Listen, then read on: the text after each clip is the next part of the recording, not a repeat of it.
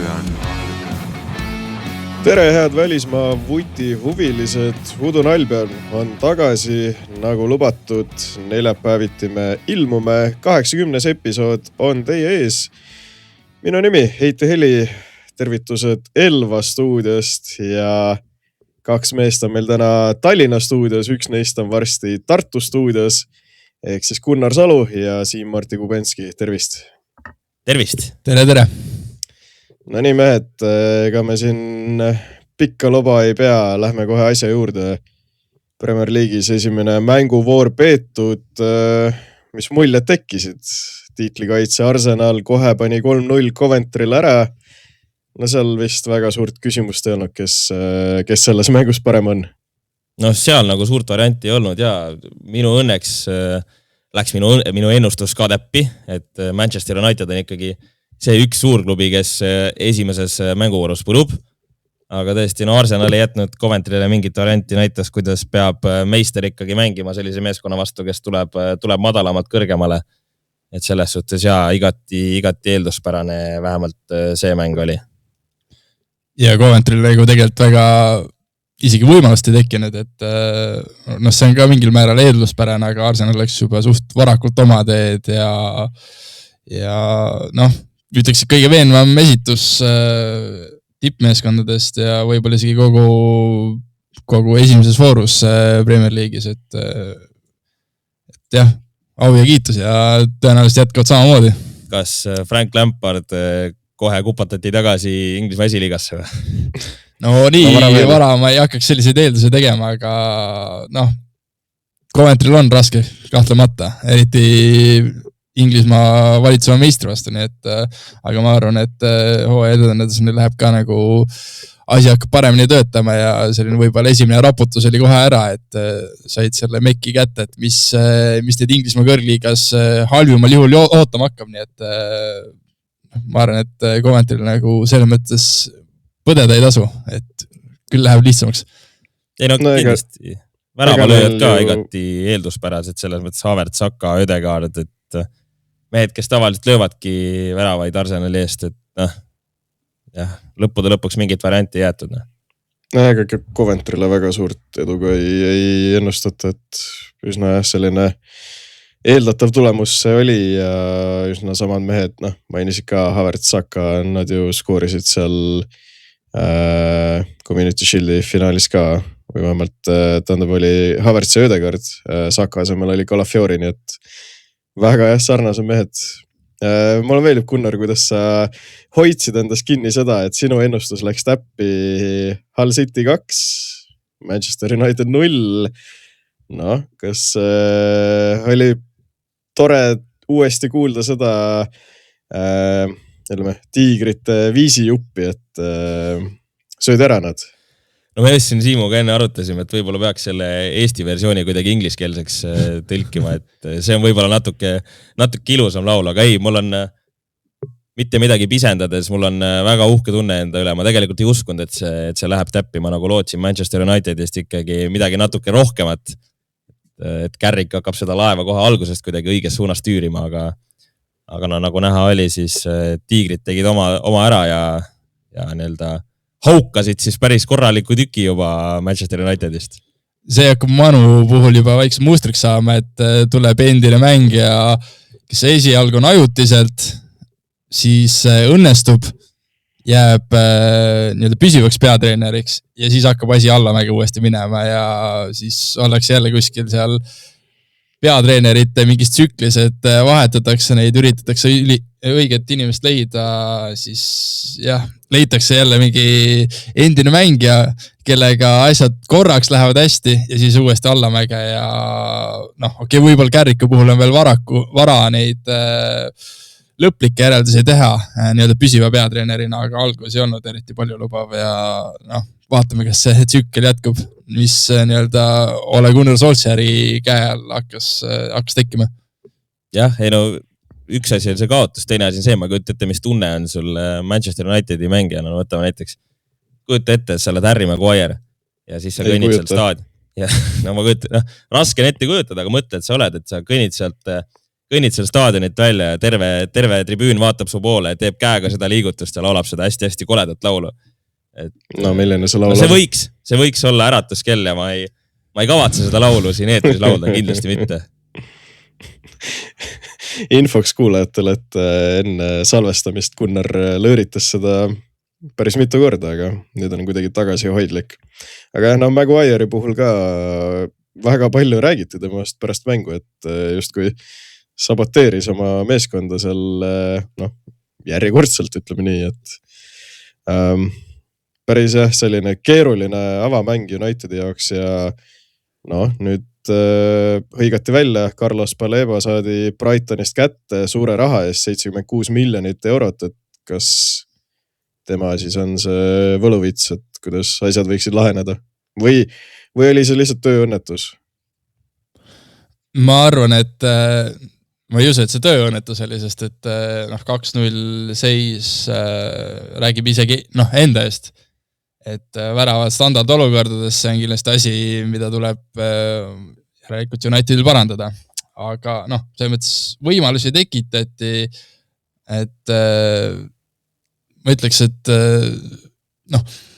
Baleba puhul ka, et ta võib-olla lahendab mingi probleemi keskväljal, aga veits suurem probleem on minu meelest kaitses ikkagi, et kui sa vaatad seda sellele kaitseliinile peale, siis ma ei näe, et sa sellega kõrgete kohtade eest kogu hooaja jooksul võitleksid.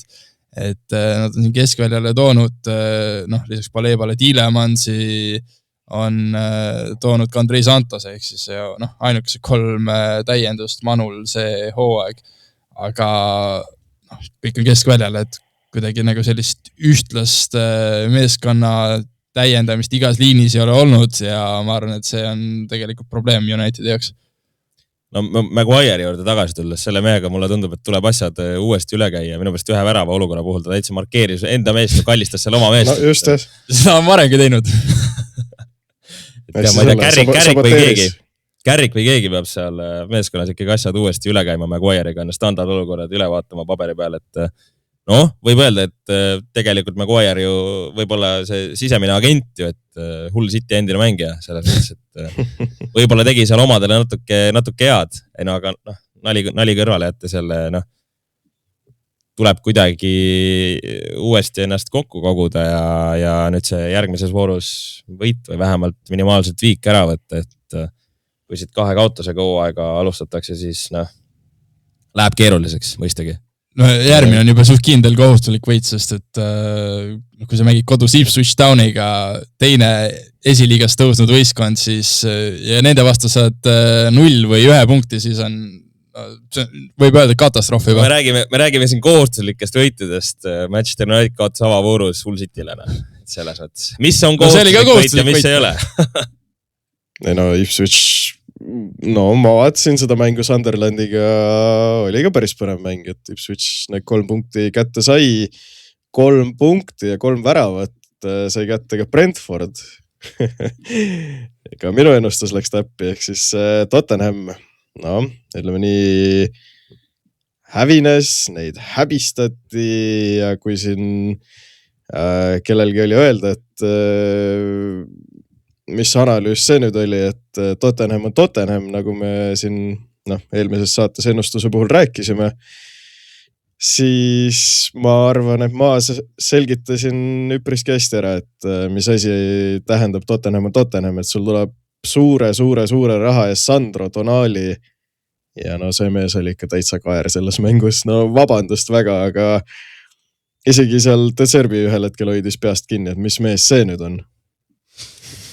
Ütleme hea, Tottenham nagu jätkab vana viisi ja tõesti, sa selgitasid väga hästi ära, mis see tähendab, et Tottenham on Tottenham, et minu meelest ma ütlesin ka ennustuses, et tähtis on see, et too alguses kohe saaks mingit tead emotsiooni maitsta ja kõige keerulisem ongi neil see sellest, ütleme, august justkui välja tulemine, või kuhu eelmine aasta langeti ja täiendusi toodi, aga tulemus on ka vaja kuidagi järgi tuua. Aga kui sa vaatad eelmise hooaja tabeliseisus, siis tagantjärele targana on tegelikult loogiline tulemus ju, et Brentford eelmise hooaja 9. Tottenham 17. eelmise hooaja 9 võitis eelmise hooaja 17, kes jäi napilt liigasse püsima 3-0. Kui jätta nimed kõrvale, siis tegelikult ju loogiline asjade käik. Aga et Tottenham siin sai 2 uut meest Cityst, Savio ja Omar Marmouchi, et äkki need mehed aitavad siis väravaid lüüa, et Tottenham ju korralikult kulutanud sellel suvisel ülemineku aknal, et vaatame, kuidas ta Serbi selle koosluse toimima saab. Jah, Savinio mõtles, et alustab uut peatükki, et muudab oma nime ka ära. Oli ju selle taga oli see, et väravaid ei tulnud. Oli City's Savinio, nüüd on lihtsalt Savino või Saavino või Saavio, jah. Saavio. Mees tahab uut peatükki alustada ja oma vana nime ka maha jätta. No, küll, aga ma kujutan ette, et väga-väga keeruline on Tottenhamis kuidagi oma karjäärile uut õhku sisse puhuda, aga kuidagi peab ju proovima. No eile liigakarikas tegi algust sellega ju. Tuli pingilt ja lõi värava, andis söödu, nii et jääme huviga ootama, kas kõrgliigas tuleb ka sama asi. Nii edasi. No ütleme nii, et rünnakule tõesti midagi oleks vaja Tottenhami puhul lihtsalt Brentfordi mängus. Kui vaadata tuimalt fakte, vaadata statistikat, esimene poolaeg 3 pealelööki, 0 raami, kõik löögid on kusagil kaugelt karistusala tagant. Teisel poolel 4 raamilööki, neist üks üsna kaugelt. Aga ikkagi, kui vaadata terve mängu peale, siis pall oli rohkem Tottenhami käes, aga Brentford 26 peale lööki Tottenhami 9 vastu, et ja XG, see kurikuulus XG, see juba lähenes Brentfordil 4, et Tottenham lihtsalt mängiti üle, et tõesti, eks näisi, mida Savio ja Marmouche siis pakuvad Tottenhamile. Lähme siis mängudega juba pühapäeva peale. Järgmine just kui minu jaoks üllatus. Brighton 4, Aston Villa 0, seal tehti mäng ära 31 minutiga. Pärast seda oli 4-0 ja veel 40. minutil Joao Gomez, punane kaart ja sellega oligi juba mäng täiesti läbi, et üsna ootamatu algus Villalt just väga negatiivses mõttes. Jah, Lindelöf alustas ka hooaega hea jala pealt. See oli väga õnnetu oma värav. Seal jah, ma ütleks ka, et Lindelöf on natuke keeruline süüdistada, lihtsalt valel ajal vales kohas ja mitme halva asja kokku langevuse tõttu sai tema selle oma värava kirja, aga kui ebaõnnestujatest rääkida, siis ma ei mäleta, et keegi oleks niivõrd ebaõnnestunud debüüdi teinud kui Joao Gomez. Et 30. minutil kaotas palli oma karistusalas, sellest sündis Brightoni 3. värav, 10 minutit hiljem punane kaart duši alla jätab meeskonna vähemusse. Et päris katastroofiline debüüt endiselt Wolverhamptoni mehelt. Ja võttis, tema selline esitus võttis suht hästi kokku kogu Aston Villa kollektiivse läbikukkumise, et Unai Emeril on korralikult tööd teha, et eelmise hooaja 4. meeskond enam-vähem normaalselt järgmistes mängudes toimima saada. Jah, nagu mees ise ütles, siis silence. Vaikus, jah. Vaikus on see ka, mis seal pärast riietusruumis toimus, et ma ei oskas ka peatreener mitte midagi öelda pärast sellist asja, et kui sa mitte, et Brighton oleks nagu selline klubi, kellele oleks nagu suur üllatus kaotada, aga siiski 4-0 on ikkagi, kas see päris hävitustöö just, aga ikkagi. See oli domineerimine, sest et nagu Unai Emery ütles vaikus, siis vaikus võtab väga hästi kokku selle, mis Villal rünnakul toimus. Mängu jooksul 0 lööki raamide vahele, see on päris kõnekas asjaolu ja mul on Unai Emerist selles mõttes kahju ka, et kui sa vaatad sellele koosseisule peale, siis sealt ei peegelda seda, et see meeskond oleks kuidagi eelmine hooaeg 4. tõusnud, et Oli Watkinsit ei olnud, kes siin vahepeal vist tahtis Saudi Araabiasse minna, aga see üleminek ei tundub, et olemata. Nüüd on meeskonna juures tagasi, aga et seal koosseisu poolest on Aston Villal, kes mängib tänavu ka meistrite liigat, on päris korralik kitsikus käes, ma ütleks. Siin on rünnakule nüüd oodata meest. Kas te nägite eile õhtul? Fabrizio Romano tweetis Nicholas Jackson to Aston Villa. Oi, see on see lahendus muredele. See on ju huumor selles mõttes, et no ma mõtlen, see on ikka päris vinge point, kui sul on Nicholas Jackson ja Alejandro Garnacho mõlemad. 65 miljonit naela, üle 70 miljoni euro. Kus see võimalik on?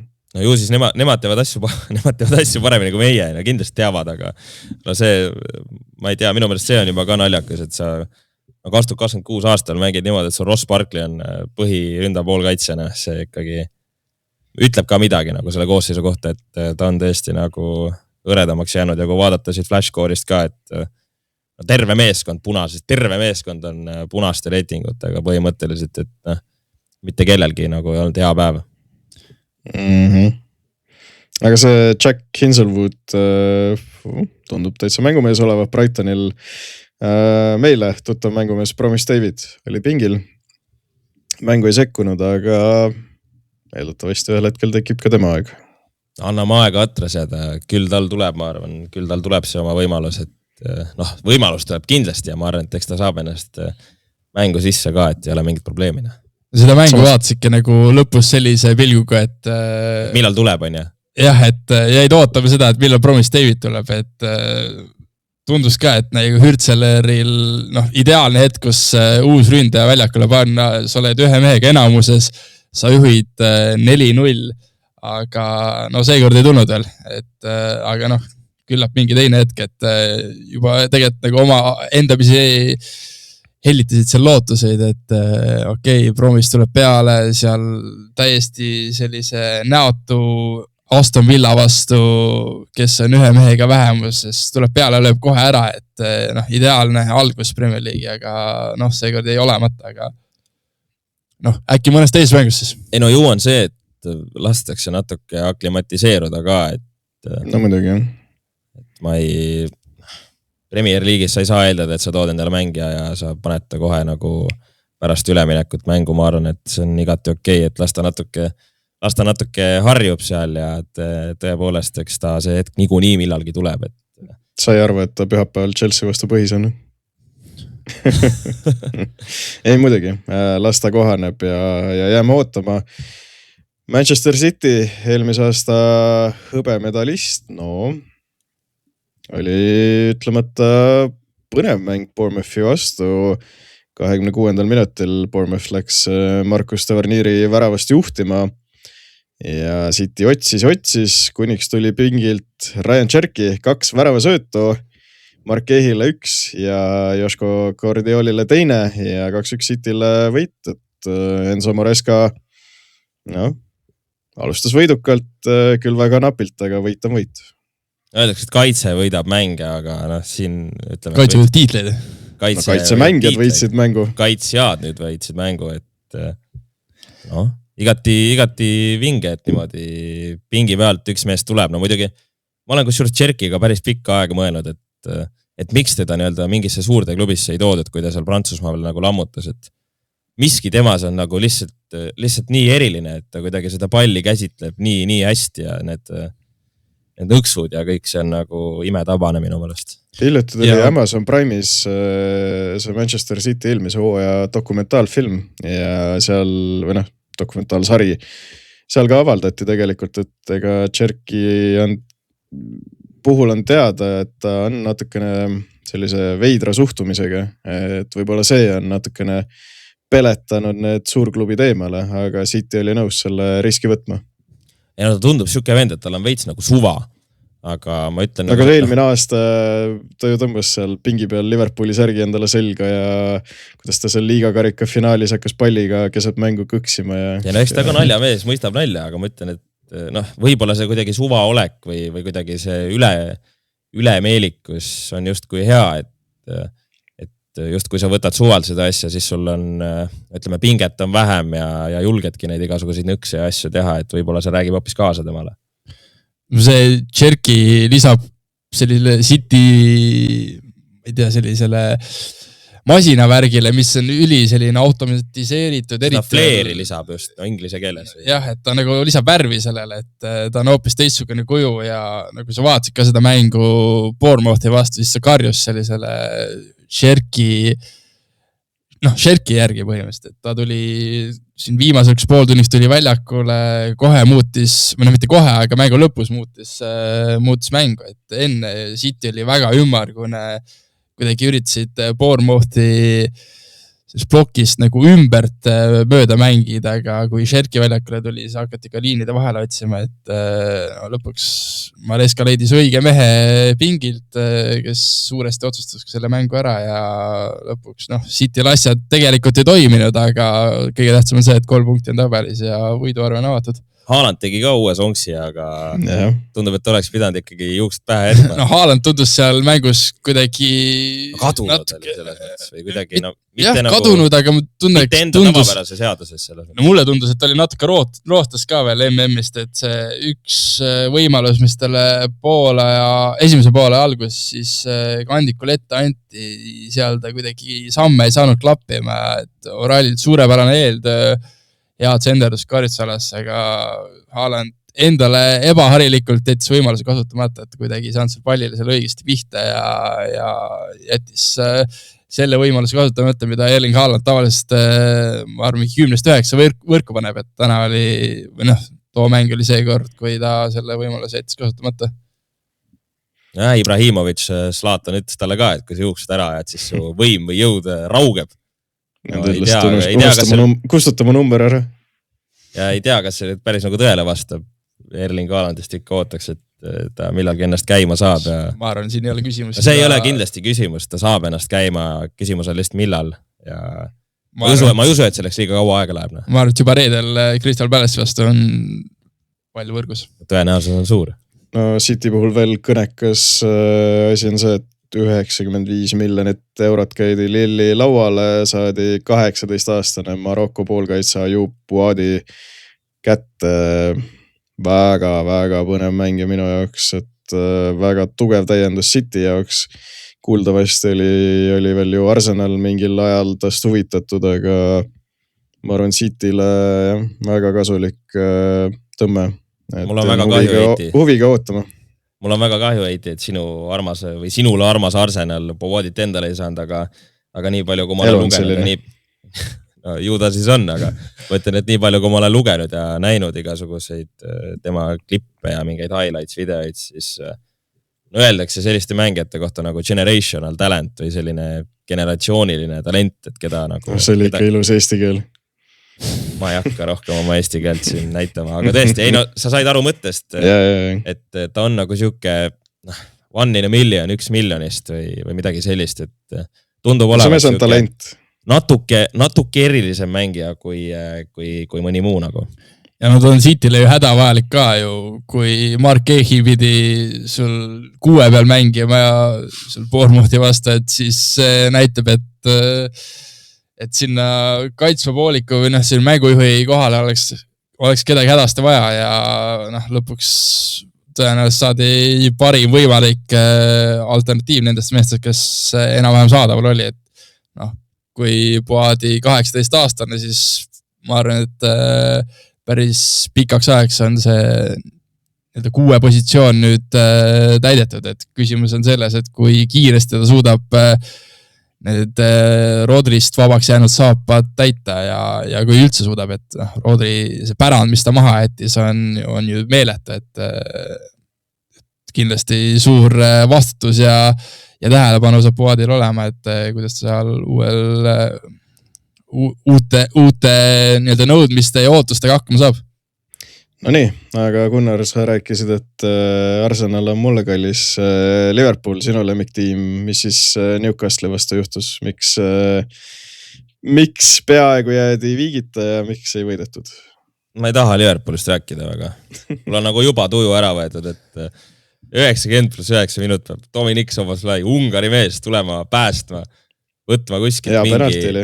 Ei no muidugi penaltili ja seda ma tean, et seda me kõik teame, et ta oskab neid lüüa. Ja kui sa küsid, et miks on nii keeruline, ma sulle täpselt vastust ei oska anda. Aga selles mõttes ma panin ennustuses Newca 10. et tuleb ka kuidagi neile punkte anda, et minu ennustus kuidagi täide läheks. Või see, kuidas mängus skoor avati, mul läks nagu silmad suureks, et no ma teadsin, et Anthony Elanga on kiire mees, aga et ta on Milos Kerkesest niivõrd palju kiirem, see pani mind üllatama. Ja kui siin Newcastle'it juba natukene kanti võib-olla isegi maha siin hooaja eel, siis... Teie kantsite, mina pole midagi maha kandnud. Ei no ma panin ka nad kuhugi, ma ei mäleta mitmendaks nad panin, aga kuidagi ootused olid sellised, et Eddie Howe järel kuidagi hakkab see kaardimajas ära lagunema, aga noh, viik ülilähedal oli võidule Liverpooli vastu tegelikult üsna okei tulemus ja endine Newcastle'i tipuründaja Alexander Isak täiesti kahvatu. Ma just tahtsin jõuda Isaku juurde, et see kogu selle mängu narratiiv tegelikult oli tema ümber, kuidas ta St. James's Parkile naasis, kuidas teda juba, kui ta bussist väljus, juba seal rotiks sõimati. No, tead, seal juba Botman ju koos Shariga käisid ka, kui see penalti olukord oli, käisid juba rääkimas, et no Isak äkki lööd ise vaata, et see oleks väga põnev, ütleme nii, mängu lõpp olnud, et kui ta oleks seal 90+9 penalti sisse löönud ja oleks seal näpp suues läinud Newcastle'i fännid ette, aga... ta ei oleks... Ma arvan, ta oleks lihtsalt palli järgi läinud ja... Ta ei oleks seal staadionilt välja saanud, ta ei oleks elusalt seal staadionilt välja saanud, ma usun, et Newca fännid oleks ta elusalt ära söödna. Ma ei kujuta ette, mis seal saanud oleks, kui Isak lööma oleks läinud, et võib-olla ongi parem, et Šoboslai lõi selle. Ma oleks muidugi ise väga rahul olnud sellega, kui ta oleks sisse löönud ja sinna šushitama läinud neid Newca fänne. Ma arvan, et ta ei oleks teinud seda. Ei no tõenäoliselt mitte, et mingi respekt võiks nagu enda endise koduklubi vastu olla, kelle ridadesse veel pigem pikalt mängisid ja edukalt mängisid, aga kaugelt distantsilt oleks väga okei vaadata minu meelest seda, kuidas seal mässuks läheb. Kuule, ma ei oleks kindelilt Isak üldse väravast oleks selle palli löönud, et see, kuidas teda seal terve mängu töödeldi või enne mängu juba töödeldi, et mul tundus, et Newcastle'i fännid ikkagi said talle naha vahele ja Isaku mäng lõpuks oli selline, et pigem liigitaks ta anonüümsete hulka, et fännide nii-öelda sellest meeleolust ja see, kuidas nad töötlesid, sa said aru, et Isak on väljakul, aga väljakul tema nii-öelda tegusid ja asju vaadates ta ei jätnud nagu sellist muljet, et ta oleks, oleks üldse mingit muljet jätnud. Üks mäng veel. Fulham ja Chelsea, ehk siis naabrid, kelle staadioni vahele jääb 2,2 kilomeetrit. Seekord mängiti Craven Cottage'il. Ütleme nii, et see Chelsea on muljetavaldav. Kindel märksõna nende puhul on see, et joostakse palju rohkem kui eelmisel hooajal. Aga nagu eelmine osa rääkisime, siis nende puhul ikkagi on nõrgaks kohaks härra Sanchez, värava suul. Oi. Väga sellised... No okei, see esimene värav kohe kindlasti, selle ta oleks pidanud ära tõrjuma Fulhami puhul. Teine värav, tõrjud vastase jalale palli. Gunnar Saa vana väravaht, kuidas tema esitusega, kuidas ta esitus üldse kokku võtta? Ei, ma ei liigitaks ennast kindlasti sellisel tasemel väravaiks, kes võib Robert Sanchez't kuidagi kritiseerida või hinnata, aga... Selliseid asju ei tohi Premier League'is juhtuda lasta selles mõttes, et ma ei tea, pikalt on räägitud, et sinna Chelsea'l on vaja mingit uut väravat ja nüüd on mingid jutud, et Emi Martinez või ma ei, ütleme, see võiks anda sinna midagi juurde, aga muidugi need on ainult jutud, et sellest tasandist nagu pole kaugemale läinud. No Martinez annaks kindlust seal kindlasti, et on see stabiilsust, et nagu enesekindlust. Ma vaatan seda Robert Sanchez, ta ei tundu enesekindel inimene. Emi Martinez võtab selle FIFA MM-i parima väravahi, selle auhinna, teate küll, mis teeb sellega, on ju. Robert Sanchez, ta ei tundu ei enesekindel ega kuidas ma ütlen, ta ei ole hea väravaht selles mõttes. 4. hooaeg no sellisel tasemel mitte, jah. Aga mis on hea Chelsea puhul on see ründetrio, ehk siis Joao Pedro, Palmer, Rodgers, Pedro kõik juba, mis seal oli 33. sekundil lõi värava, et kui see ründetuo või tähendab trio saab ikkagi oma mängu käima, siin võib väga palju pahandust tulla kogu hooaja jooksul. Nad on kõik üleohtlikud mängijad, nad on kõik kiired, nad on kõik teenilised ja minu meelest Cole Palmer selle mänguga nagu heastas ülipalju, et ta oli nagu imeline on nüüd nagu liiga palju öelda, aga ta oli väga-väga hea. Ja kui küsiti hooaja eel, et kuidas Rodgers ja Palmer omavahel, kuidas nad koos väljakul ära mahuvad, siis ma arvan, et see probleem või see küsimus sai ka kohe juba esimeses voorus vastuse, et Xabi Alonsol ei ole sellega mingit muret, et mõlemad mehed olid väga head, said juba värava kirja ja no see, nende meeste omavaheline sõprus ju läheb ka lapsepõlve, et või sinna noorusaega, et ma arvan, et see koostöö hakkab toimima ja kui Joao Pedro on ka sellised mehed all olemas, kes teda abistavad ja kes teda nii-öelda toidavad nende heade söötude ja eeltööga, siis see Chelsea ründekolmik, noor ründekolmik võib päris hirmuäratavaks tänavusel hooajal osutuda. Sa ütlesid, et mahutati ilusti ära kõik mehed, tembeldame Xabi Alonso geeniuseks juba või? Minu meelest on kogu aeg seda andnud, et mängijana juba näitas, et tal on seda intelligentsi ja mängu arusaamist, see on ülikõrgel tasemel ja kui see Leverkuseniga tuleb Bundesliigas ilma ühegi kaotuseta võitjaks, alistad Bayern Müncheni, siis ma ei näe põhjust, miks Xabi Alonso võimetes peaks kahtlema. Jah, lihtsalt asjad ei õnnestunud Reali eesotsas, aga jah, Chelsea tasub jälgida, et väga tugev esimene mäng, lihtsalt kui saaks asjad kuidagi seal tagapool eriti värava suul paika, siis ei välistaks ka Chelsea meistritiitlit tänavu, aga alles üks mäng on mängitud. Okei, lähme järgmise teemaploki juurde, kuna Albion on varjusurmast ärganud natukene teise formaadiga, siis üritame ikkagi ka muid välisliigasid sisse tuua. Siin järjest Serie A, La Liga, kõik on alustanud, Bundesliga kohe alustab. Ma siin valmistasin ette 5 küsimust kõigi nende 3 liiga kohta, mida ma siis Gunnarilt ja Siimult küsin. Loodan, et olete valmistunud, väga pikka võib-olla arutelu ei jõuagi tekitada, aga siuke 2 lausega proovige siis oma vastust võib-olla põhjendada ka. Alustame siis Bundesliigast, kus on meie palavalt armastatud Eesti koondise esikinnas Karl Jakob Hein, Bremeni Werderi, peaks olema esikinnas sel hooajal, eks ole näha. Karikamängu jättis väikese trauma tõttu vahele, aga minu esimene küsimus teile, mitu liiga mängu saab Hein kirja tänavu? Väga palavalt alustatud väravaht, 34 mängu kokku. Muidugi tahaks, et ta kõik mängud mängiks. Loodame esiteks, et 30. augustil saab Freiburgi vastu mängida. See on põhimõtteline lahing selles mõttes, et Freiburgil on väravas ju endine Werderi esikinnas Mio Bakaus. See oleks kindlasti äge, kui ta seal mängu saaks.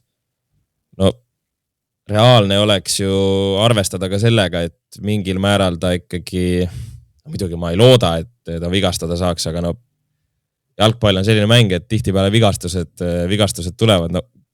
Väga keeruline on anda mingi konkreetset arvu. Ma kuulaks, mis Siim mõtleb natuke. Kaval. Ma annan sulle konkreetse vastuse. Ma usun, et Karl Jakob Hein on terve hooaja, terve, stabiilne ja seetõttu mängib 34 mängu. Kõik mängud on tema Werder Bremeni väravas. Sa oled ikka super entusiastlik inimene. Muidugi ma tahaks täpselt sama öelda, aga ma võtan natuke tagasi, ütleme, et teeb 24 mängu. Ehk siis Alexander Schlager, Austria koondise esinumber, teeb 10 sinu hinnangul. Okei, no järelikult nii jah. Lähme järgmise küsimuse juurde. Mitu nullimängu saab Hein kirja? No, Borussia väravat, ma vaatasin, tegi Borussia Dortmundi väravat, Gregor Kobel tegi eelmine hooaeg kõige rohkem nullimänge, 15 nullimängu. Ütleme, et kui Hein mängib 24 mängu, siis äkki ta teeb 8 clean sheet'i, kus juures see on sama arv, kui palju tegi eelmine hooaeg Manuel Neuer ka. Nii et no ütleme 8. No ma arvestan sellega, et ta on kõik mängud väravas, aga nullimängu üldse on päris keeruline, et see protsent jääb sinna mingi enam-vähem veerandi juurde headel väravahtidel, et ma pakuks võib-olla natukene üle veerandi, ehk siis mingi 9 umbes. Ütleme, 9 oleks juba tegelikult väga hea saavutus ja ma arvan, et kui ta selleni küündib, siis ta võib rahul olla. No nii, mitmenda koha saavutab Werder? Ma usun, et nii tihedaks rebimiseks nagu eelmisel hooajal läks seal Karol Metsa, St. Paulide ja teiste alumise otsa puntidega ei lähe.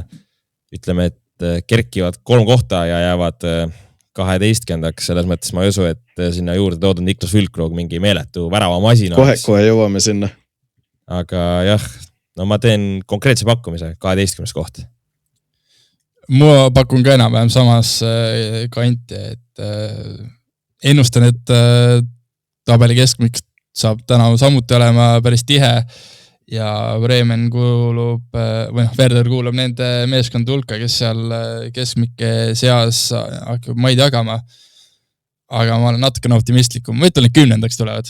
Minu ennustus tugineb sellele, et Karl Jakobein on etem väravaht kui Mio Bakkaus ja ta suudab paremini hoida Werderit vee peal. Ja ma arvan, et Heina nullimängud hakkavad ja nende toel saadud punktid hakkavad hooaja lõpus määrama. Ja need nullimängud siis Heina tõrjed saavad olema need, mis Werderi 10. toovad. Eelmine hooaeg mängis 2 mängu ja vaatasid, ta õhkab enesekindlusest ja minu meelest see on nagu see, mis teda eristab Mio Bakkausest, et Bakkaus oli kuidagi siuke väike kribu ja siuke tundus kuidagi tagasihoidlikum, on ju. Aga siis sa vaatad seda Karl Jakobeina suur mees on ju konkreetne selles mõttes, et ma arvan, et ta enesekindlus seal väravajoonel annab kindlasti Werderi meestele ka lisa enesekindlust. Mitu väravat lööb Werderiga liitunud Niklas Füllkrug? Eelmine hooaeg Premier League'is 0, läks AC Milani lainule 1 värav. Selline Premier League'is tõepoolest parankad, aga olgem ausad, Saksamaa liiga on talle tuttav, ta on ise muidugi sakslane, et äkki on kodusem olla seal ja ma ütlen, et üle 5 ei löö. Mina arvan, et lööb üle 5, et sakslased, ma jätaks selle Premier League'i üldse tahaplaanile, et sakslased kollektiivselt ei ole seal eriti edukad olnud, et aga kui sa oled sakslane, sa mängid oma koduliigas, see on hoopis teine asi. Ja ma ei ennusta, et Füllkrug mingi väravaid hakkab purustama siin, aga oma endisesse koduklubisse naasnuna keskkond on tuttav. Ma arvan, et mingi 8 väravat lööb ikka, et kindlasti annab korraliku panus, aga midagi nüüd meeletut või üllatuslikult head hooaega ei tule. Ja viimane küsimus, mitme punktise edumaaga võidab Bayern tiitli? Eeldusel, et Bayern võidab. Eelmine hooaeg oli 16. Saksamaal on niimoodi, et seal ei saa mitte kedagi tiitli peale muud ennustada. Muidugi hirmus väravamasin Nicolas Jackson lahkus on ju Bayernist. Suur kaotus. Väga suur kaotus, väga suur valuuta võeti ära neilt, aga ma hoian suhteliselt sama joont nagu eelmine hooaeg, et ütleme, et 14 punktiga. Mul on enam-vähem samas sauk, et ma arvan, et Bayern võidab kindlalt, võidab juba mitu hooru enne hooaja lõppu ja üle 10 punktise vahega natukene vähem kui 14-12. Hästi. Siis on teil Bundesliigast ka aimdus olemas. Serie A Itaaliasse lähme nüüd, seal on ka 5 põletavat küsimust. Kas Juventus mahub esinelikusse? Eelmine hooaeg oli 6. No ma ei usu, minu meelest nad tõid selle Randal Colomuani endale, eks ole.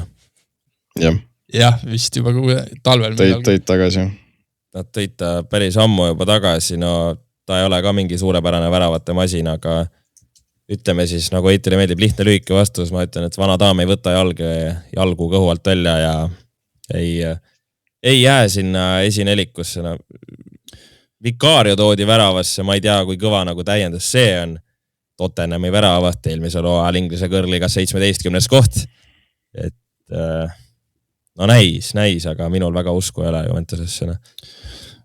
Mina arvan, et tulevad küll esinelikusse, et eelmise hooaja selge põrumine nüüd meistrite liigat ei mängita, et ma arvan, et see kõik räägib nende kasuks ja saavad rohkem Itaalias koduliigale selles mõttes keskenduda, et kui meistrite liigas sind ei ole, siis suurklubina see on kindlasti nagu palju, räägib sinu kasuks. Ja ma arvan, et sellist samasugust häbi nad see aasta ei korda, et sellist pinget on kõvasti, et mitte samamoodi nüüd ebaõnnestuda nagu eelmine aeg ja ma arvan, et seekord suudavad hakkama saada ja jõuda esinelikusse vähemalt. No nii, vana daami juurest lähme eelmise hooaja komeedi juurde Como, sest Fabregasi võistkond, mis kohal lõpetab. Niko Paas on neil mängumees. Eelmine hooaeg olid 4. jah, aga no see hooaeg tuleb mängida meistrite liigat ka ja ma arvan, et sellisele väiksemale meeskonnale kuidagi see eurosarja ja keerulise eurosarja mängimine ikkagi mõjub mitte just laastavalt, aga ikkagi jätab oma märgi maha. No teeme 5. koht. Ma arvan, et nad ei tee ka väga suurt tagasikäiku, aga nagu sa mainisid, siis meistrite liiga see kindlasti mõjutab neid, et sellist stabiilsust samal ajal, kui sa mängid suurimalt eurosarja ja seda stabiilsust ka koduliigas hoida saab olema päris keeruline ülesanne, et selles Fabregasele, et ma ei usu, et nad täiesti ära kukuvad, sest et koosseis suurel määral on jäänud samaks ja siin on toodud Trevo Chalobah näiteks ühe täiendusena, et võib-olla neid täiendusi peaks natuke rohkem olema, et sul oleks see koosseis piisavalt paks, et lisaks meistrite liigale ka Itaalias stabiilselt edukas olla, aga ma arvan, et 6. jäävad. Kellest saab suurim väravakütt ja miks just Lautaro Martínez? No sa ütlesid mulle ette ära. Ma oleks öelnud, iga vastus Lautaro Martínez. Miks? Sellepärast, et no ma ei näe, et kedagi või keegi muu võiks sinna, ütleme teda sinna peatama tulla, et Gonzalo Ramos. 75 miljoni mees või? Muidugi. Pariisi Saint-Germainist, no jälle peab tõdema, et see ülemineku turg on nagu täiesti uskumatuid asju tegema. Mees, kes nagu mitte midagi ei tee, tuuakse nüüd 75 miljoni eest endale. Aga ma ütlen vastukaaluks, et kui siin Martínez nimi käis läbi juba, siis Toni Almalen. Roomas 21 mänguga seni 18 väravat esimeses voorus kübaratrikk, et äkki suudab seda hoogu säilitada ja siin Rooma staariks kerkida, et mina pakun, et see Hollandi ründaja, kes mulle tegelikult väga meeldib mängijana, saab olema ka tänavu Itaalia kõrgliga suurim väravkütt. Eiti, ma arvan, et sinule meeldiks ka, et kui endine Inglismaa kõrgliga mees, näiteks Rasmus Højlund, oleks kõva väravalööja või? No, miks ka mitte. Napoli on sümpaatne klubi. Loodame, et Højlundil läheb seal hästi. Eks näis. Napoli on nii mõnegi mehe ära muutnud, Scott McTominay ka hoopis teine mees Napolis. No, McTominay võiks ka olla see suurim väravakütt. Vaatame. Milline klubi võiks Interi asemel meistriks tulla? Kas üldse on kuidagi näha, et keegi kõigutaks Interi trooni? See on suhteliselt sama teema nagu Saksamaal. No Interi, tähendab Napoliga jäi eelmine hooaeg vahe 11 punkti, et no realistlikult lähedal ei olnud tegelikult keegi. Napoli ja Rooma omavahel rabelesid ja no äkki keegi neist kahest suudab midagi teha, aga keeruline on jälle näha, et kuidagi seda, ütleme, valitsevat meistrit kukutada, et ei näe mina, et Inter troonid kukutatakse. Aga pigem Napoli siis ohustaks. No nende Napoli ja Rooma vahe oli seal 3 silma, et see nagu pole mingi suurem asi, et tuleb vaadata, kuidas siin Napoli ja Rooma pukilt minema saavad, et tõesti äkki kumbki neist võib ohustada seda. Ja kedagi muud seal ei oska just kui pakkuda ega näha. No ma tahaks ka öelda, et Napoli või Rooma, et kumb nende kahe otsa tasuks vaadata. Me siin Koomot juba puudutasime, et ma ei usu, et nad siin 4. kohast veel sammu suudad edasi teha, eriti veel olukorras, kus nad nüüd mängivad meistrite liigat, aga jah, et kui kellegi otsa vaadata, siis tõenäoliselt kõige loogilisem lahendus oleks vaadata eelmise hooaja 2. ja 3. vastu, 2. ja 3. otsa, et kui Napoli ja Rooma seda ei suuda, siis kahtlen, et keegi teine ka seda teeb. Ja viimane küsimus, kuhu viib endine Manchester Unitedi peatreener Ruben Amorim AC Milani? Ma saan teie jutust aru, et esikolmikusse väga mitte. Esikolmikusse mitte, aga ma arvan, et Amorim ja AC Milan kannatavad ennast esinelikusse ehk 4. kohale. Ja sama ma olen nõus, et isiklikult kuigi Amorimil Manchester Unitedis nüüd ülemäära hästi ei läinud ja tema ametiaeg jäi päris lühikeseks, siis ta mulle treenerina meeldib. Natuke ma arvan, et tehti ülekohut talle Unitedis ja ma loodan, et tal Milanis hakkab hästi minema, et Sportingus jättis väga hea mulje treenerina ja nüüd, kui seda rambivalgust on Itaalias natuke vähem, siis suudab selle Milani niimoodi mängima panna, et nad jõuavad meistrite liigasse. No nii, nüüd lendame Hispaaniasse, La Liga, kiire ei küsimus, kas Jose Mourinho püsib hooaja lõpuni Reali pukis? Ei püsi, ma arvan, et tema arrogantsus maksab talle mingil hetkel kätte, nagu ka varasemalt on maksnud ja mulle ta iseenesest väga meeldib treeneri ja inimesele. Minu meelest selliseid isiksusi on jalgpalli nagu väga-väga kindlalt vaja. Aga miski minu sees ütleb mulle, et võib-olla ta ikkagi hooaja lõpuni ei jääna. Mina arvan, et teab küll, et Real on siin nende peatreeneritega tõmmelnud, kes on temast olnud vähem kogenumad, aga nüüd Mourinho, kellel on juba varasem minevik Realiga olemas, et ma arvan, et see natukene aitab teda ja võib-olla Real on ka ise selles mõttes natuke konservatiivsemaks läinud, et nad ei hakka sellise poole hooaja peal, kui asjad ei lähe niivõrd hästi, kui nad ennustaks siis, või tahaks, siis nad ei hakka kohe tõmblema ja siin treeneri pingil vangerdusi tegema, aga ma arvan, et selliseks mõtteviisiks selles mõttes pole isegi põhjust, et ma arvan, et Reali hooaeg läheb tänavu paremini kui eelmisel hooajal. Aga näed sa, et Real võib tiitli võita? Ma arvan, et võib küll jah, aga ei võida. Aga Gunnar? See ei ole osa küsimusest. Ei, mina ütlen kohe kindlalt, et Barcelona võidab tiitlit, mingit varianti ei ole. Ja ma olen nõus.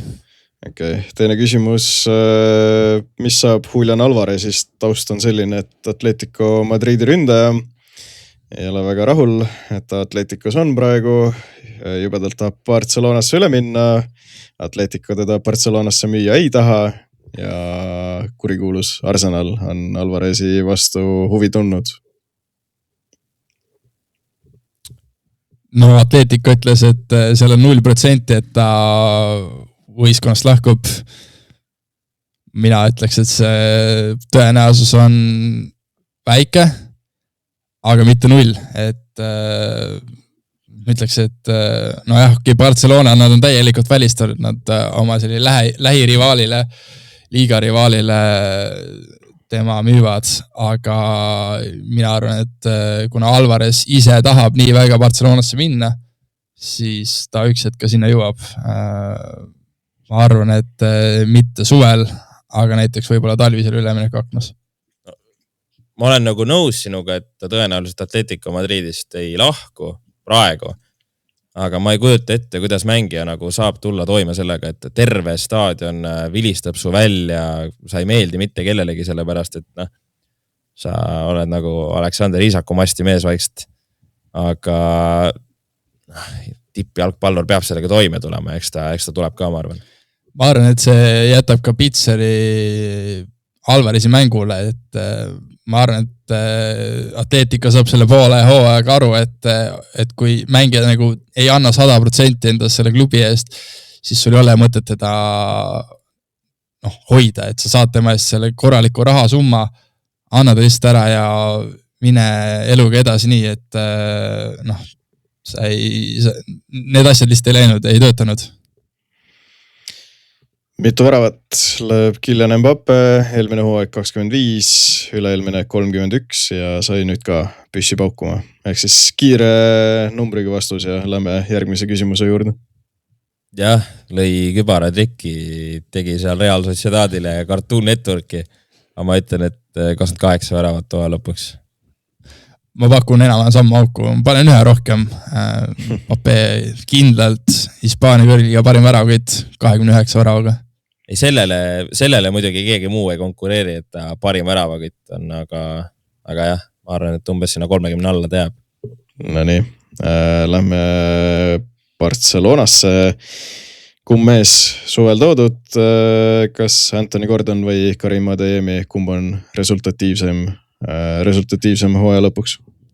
No alustame sellest, et ma arvan, et kumbki ei ole neist väga resultatiivne, sest nad ei tundu minu jaoks lihtsalt puhtalt tunnetuslikult, ma pean ära ütlema, et ei mingit analüüsi tegemata, vaid lihtsalt tunnetuslikult nad ei tundu minu jaoks kui Barcelona mehed või Barcelona profiiliga mängijad, võib-olla ADM-i natuke rohkem on, aga Anthony Gordon ei tundu kuidagi Barcelona mees, aga neist kahest võib-olla mul on ikkagi usku on nagu värava löömisel rohkem Gordonisse, sest ma arvan, et ta saab rohkem mängida, sest ADM-i ääre peal ju teadupoolest on ju Lamine Yamal, et seal on nagu keeruline, aga pingi pealt sekkudes on ta kindlasti hea mees, aga jah, lühike vastus sinu küsimusele on see, et Anthony Gordon on resultatiivsem. Ma arvan, et jah, samamoodi esiteks Gordon, täpselt samal põhjusel, miks ka Gunnar tema valis, ehk siis tal saab olema suurem roll Barcelonas, lisaks ääre peal mängimisele, ta tegelikult on võimeline ka tipuründaja kohal olema, kui nad tõesti Alvarezi ei saagi. Aga ma vaidleks ka sellele vastu, et nad ei ole nagu Barcelona mehed, nad, ma ütleks, sobivad suht hästi sellesse Hansi Flicki süsteemi, mis rõhub vastase survestamisele, intensiivsusele, et nad on tööloomad, kes on võimelised väga palju meetreid läbima ja meeskonna nimel ennast ohverdama, et ma arvan, et Flickil oligi selliseid mehi vaja, Rafinha pakub samasugust väljundit lisaks ka väravatele ja headele söötudele, et päris head leiud, ma ütleks Barcelonale ja juba esimeses voorus said ennast käima. Aga Gordon lihtsalt seetõttu, et tal on suurem roll ja saab rohkem mänguaega, on ka ADM-ist resultatiivsem tänavu. No nii, viimane küsimus. Kas Pierre-Emerick Aubameyang, kes on nüüd siin 2 mängu järjest värava löönud, hoiab 2000. aasta La Liga meistri Deportivo A Coruña kõrgliigas. Kiire jah või ei? No, tahaks öelda, et ei, aga personaalselt nagu Aubameyangi kohta oleks hooajal eeldanud, et tema parim enne on möödas 37 aastane, aga ju siis Luavars ka vahepeal paugub, et selles mõttes Eiti, sina endine, endine. Sina Arsenali fännina, endist Arsenali meest vaatad rõõmuga, ma usun. Ei, võib-olla natukene. See, kuidas ta ära läks, ei olnud ilus, aga ei, endalegi tuli üllatusena, et veel on kiirust nendes jalgades. ja kiirusest rääkides Adama Traore ka läks Corunyasse, nii et päris selline põnev kooslus. Mina arvan, et Aubameyang ja Deportivo jäävad püsima. Et seal on ka teisi meeskondi, keda on võimalik hammastuda ja seal tabeli lõpus, ma arvan, see seis jääb väga tihedaks ja Coruña tuleb sellest heitlusest välja võidukalt ja saab ka järgmine aeg Hispaania kõrgliigas mängida.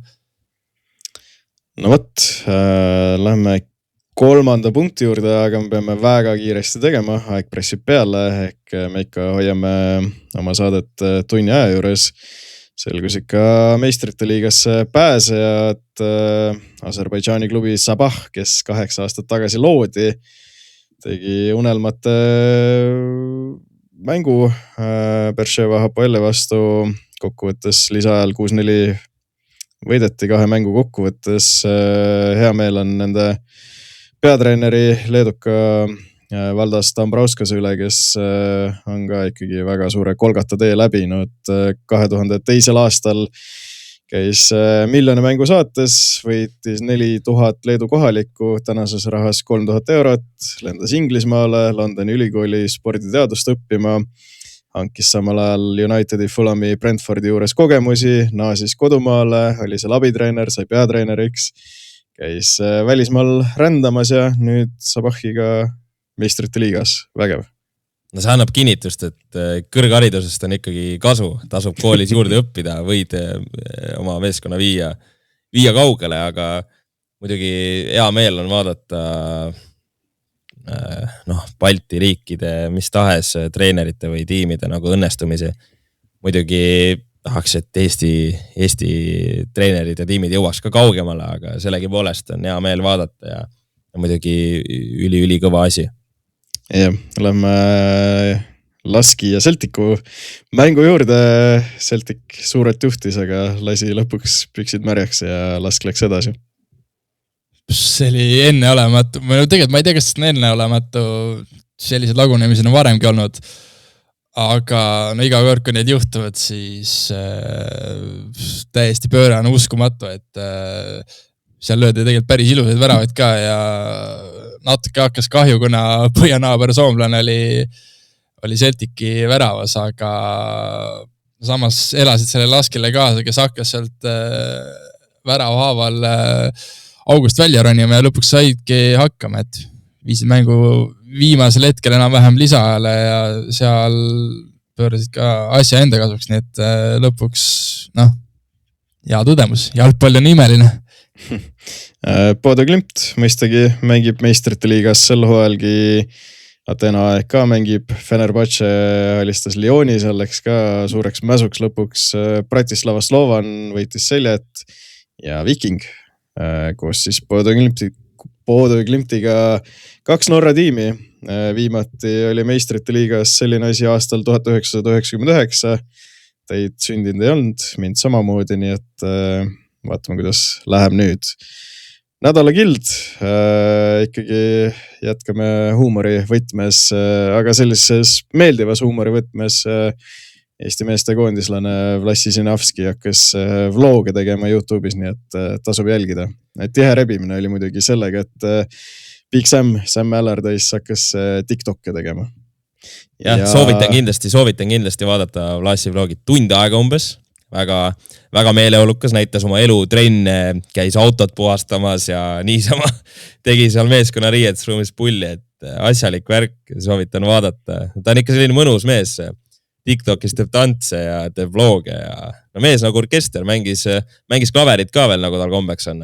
Ja. Ma ei tea, minu meelest need asjad on alati toredad, kui mängijad ise avavad sellist telgitagust fännidele ja jalgpallihuvilistele, kes